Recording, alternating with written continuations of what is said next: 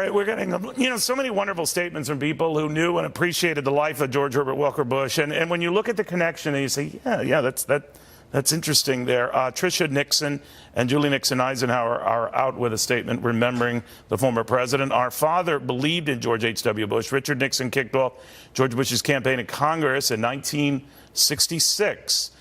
Encouraged him to run for Senate in 1970, entrusted him as UN ambassador, head of the RNC, and supported him tirelessly when he served as president for 4 years. George H.W. Bush lived a life that was powerful and extraordinarily rewarding for our nation and for our world. Among many of the tributes coming in today from everyone from all the former presidents to the Dalai Lama and Ellen DeGeneres. Now that is a tribute on a life, including good words, no doubt, about to come from Mica Mosbacher. It was her husband, of course, who was Secretary of Commerce under President George H.W. Bush. Mica, very good to have you. I'm sorry under these circumstances. Your remembrance.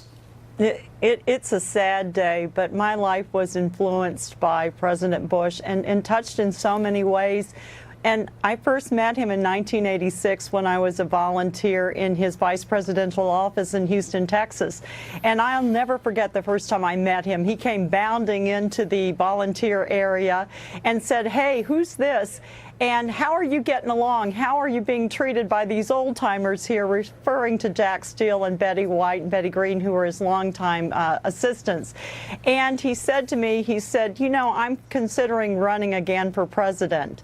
And a few weeks later, I was asked to work as a volunteer in his advance office as a press secretary in Houston, Texas. And what I observed was he was consistent with everyone, whether you were a world leader or head of state or a valet parker.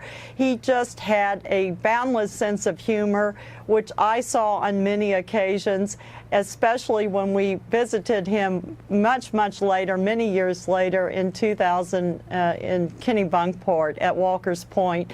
And the first thing he did, he greeted our car, he carried my bags to my room in Walker's Point, and then asked us to hop on Fidelity, which was his speedboat. And he went flat out on that speedboat. I don't know if that was a badge of honor. He just liked to put you through the rigors here. It's funny you say that, because I remember there was an opportunity when, all presidents meet with economic journalists, nerds like myself, and I was very impressed. And I know they get some research on each and every one who's in the room with them, including myself. How's CNBC going or whatever, and because that's where I was at the time. And I just remember a handwritten note a few days later. And I was just one of many and just coming in and out of there. And I found it remarkable, of course, that he would take the time to do that. But more to the point that I wasn't necessarily special. He did that, but everyone who visited, or most everyone who visited, and it was the personal touch from the most powerful man on the planet that struck me. And yet I've heard that again and again, a consistent theme, that was just in his DNA.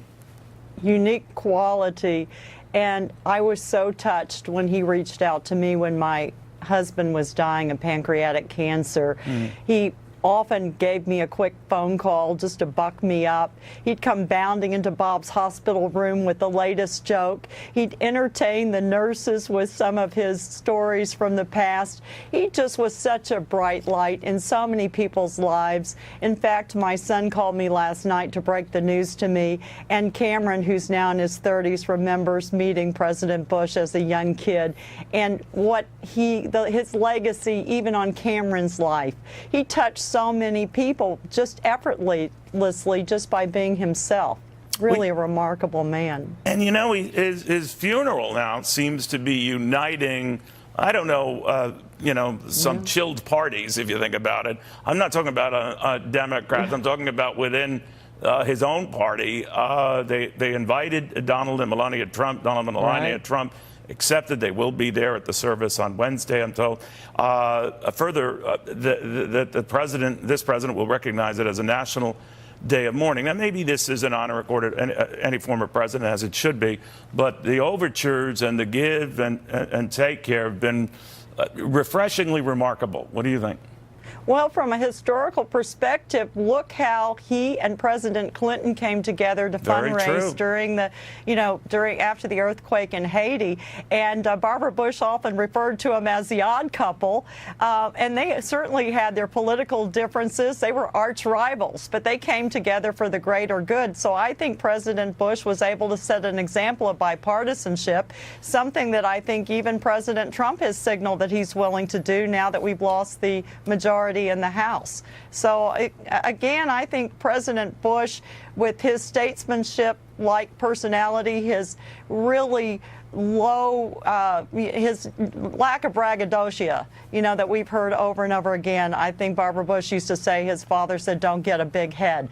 And I think that these kinds of qualities, these sort of post-World War II qualities, will, I think, be a shining example to so many who are entering politics today. Yeah, I mean, I always loved his line about the big head thing. Do you mean a physical big head, or do you mean, it was very funny. Mica, thank you very, very much. Good seeing you again. Thank you. Mica Mosbacher.